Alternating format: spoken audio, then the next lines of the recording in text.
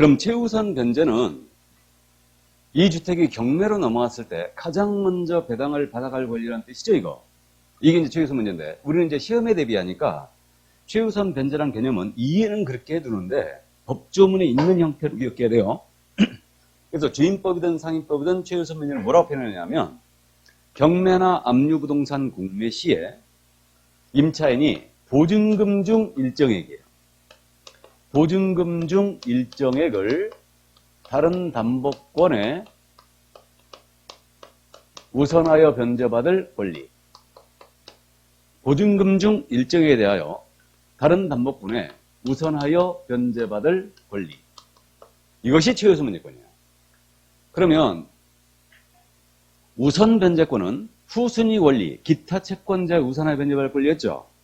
근데 최우선 변제는 출발을 지금 뭘로 하고 있어요? 보증금 중 일정액. 명심하세요. 보증금 중 일정액으로 출발하면 이건 뭐다? 최우선 변제권이에요. 명심해야 된다. 그러니까 우리 주임법, 상임법 어디를 뒤져봐도 최우선 변제란 말 없어요. 없는데 표현이 이렇게 돼 있다는 얘기죠. 근데 일반적으로 시험에서도 이제 최우선 변제라는 표현을 쓰고 있고 일반적으로 우리가 많이 씁니다. 그런데 어쨌든 주임법에는 이렇게 표현되어 있다는 거. 보증금 중 일정액을 다른 담보권자의 우선에 변제할 권리. 이게 바로 최우선 변제다. 그럼 임차인이 최우선 변제권을 갖기 위해서는요. 이 주택에 대한 경매 개시 결정에 등기 전까지, 경매 등기 전까지 대항 요건을 갖춰야 됩니다. 그러면 경매가 시작되기 전에 입주와 등록을 미리 해놔야 된다는 얘기죠? 이게 첫 번째 요건. 그러니까 경매 등기 전까지 입주와 등록을 해놔야 된다. 왜 그랬는지 짐작되시죠? 만약에 주택에 대한 경매가 들어갔음에도 불구하고 그 이후에 들어온 임차인에게도 최우선 변제 인정해버리면 우리 그 임대인이 허위의 소액 임차인들을 만들 수 있죠? 최우선 변제 임차인을 만들 수 있어요. 그러니까 그걸 막기 위해서 경매 등기 전까지 입주와 등록을 해놔야 되고 보증 금액이 지역별로 일정 금액을 초과하지 않아야 됩니다. 지역별로. 이것을 이른바 소액보증금이라고 해요. 이거를. 그래서 이 두 가지 요건. 그러니까 입주와 등록을 경매 등기 전까지 해야 되고 보증금액이 소액보증금일 것. 이게 바로 이제 최우선 변제의 요건이에요. 요게. 그럼 계약서의 확정일자는 최우선 변제의 요건이 아니란 얘기죠. 그러면 대항력은 입주와 등록하면 인정하는 거죠. 그러면 확정일자라는 것은 우선 변제권의 요건일 뿐이에요. 대항력과 최우선 변제 요건이 아닙니다. 자, 그래서 이제 이렇게 두 가지 요건을 충족하면 최우선 변제를 받을 수 있는데 이게 이제 소액 임차인을 보호하기 위한 규제라는 게 느낌이 옵니다. 그럼 소액보증금의 범위 서울입니다. 서울은 1억 5천만 원 이하라면 5천만 원까지 최우선 변제죠. 그러니까 1억 5천만 원 이하에 최우선 변제가 된다는 얘기죠. 만약에 서울 소유 주택임대차인데 보증금액이 1억 5천을 넘어섰다. 그럼 이 임차는 아예 최우선 변제 임차인이 아니란 얘기예요. 그 얘기입니다. 그 다음에 과밀억제 권역입니다. 여기는 1억 3천만 원 이하에 됩니다. 그럼 이때는 4,300까지 최우선 변제 해줘요. 그럼 과밀억제 권역 대충 알고 있어야 되는데 이게 수도권 정비계획법이 있는 내용이거든요. 그 수도권 정비계획법 보면요. 수도권의 범위가 어디예요? 서울, 인천, 경기. 이게 수도권이죠. 서울, 경기, 인천이 바로 이제 수도권인데 그럼 이 수도권은 3개의 권역으로 나눴죠. 그래갖고 수도권 정비계획 3개의 권역 어떻게 되냐면 과밀억제 권역이 있고요. 성장관리 권역이 있고 자연보존 권역이 있어요. 그러니까 수도권은 이 3군데 권역으로 나눠갖고 지금 현재 규제를 하고 있는데 과밀억제 권역은 서울특별시는 전체가 과밀이에요. 과밀억제 권역이고 그 다음에 우리 인천광역시 있죠. 여기도 과밀억제 권역이죠. 원칙이 이렇게 돼 있고 그 다음에 경기도시 중에 이른바 여러분들이 대도시로 알고 있는 시들 있죠. 고양시, 안양시, 성남시, 뭐 수원시 이런 데들 다 과밀억제예요. 물론 안산시는 아닙니다. 아니고요. 그래서 뭐 이런 데들, 그다음에 과천, 의양, 의왕, 그다음에 뭐 광명, 의정부 이런 데들 전부 다 과밀억제 권역이에요. 이게 글로 묶여 있는데, 그러니까 대충 알고 계셔야 됩니다. 그럼 과밀억제 권역이라면 1억 3천만 원 이하이면 최우선 문제가 된다는 얘기죠.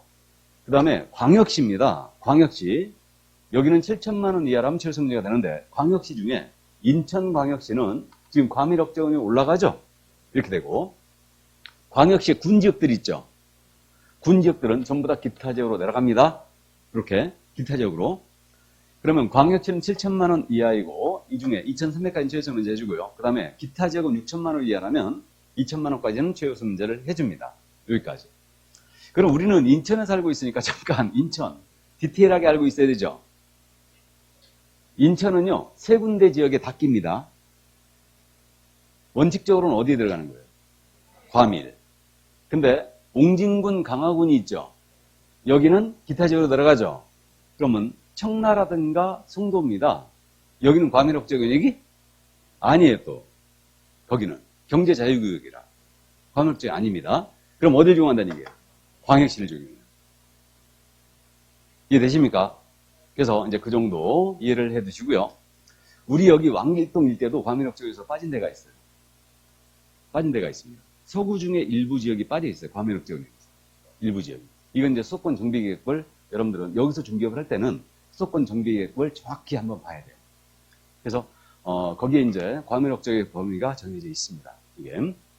자, 그러면 이렇게 되는데 나머지 이제 세종, 용인, 화성, 김포는 여기 과밀억제구역을 적용한다 그랬고요. 안산, 광주, 파주, 이천, 평택 여기는 전부 다 광역시 기준을 적용한다 그러는데 요거 지역들 암기할 필요 있어요, 없어요? 없어요.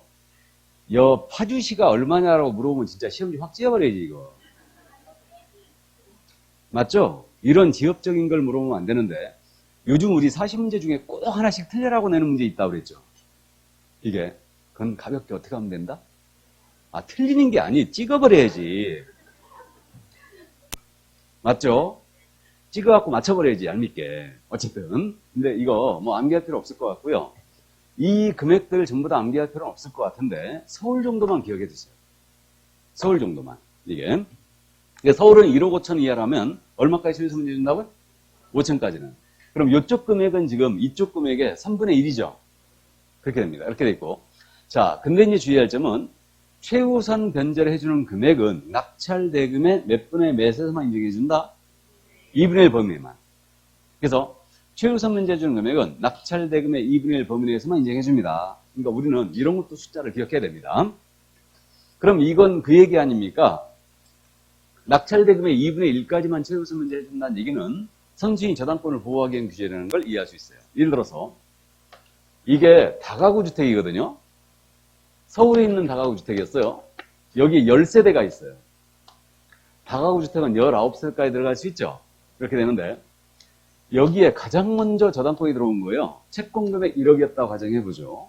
그 다음에 두 번째부터 11번째까지 모두 임차인이 들어왔어요. 다.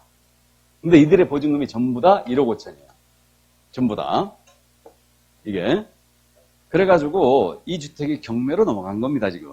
그래갖고 극단적인 예를 드는데 낙찰이 예를 들어서 1억 8천에 했다고 가정해봐요. 낙찰이.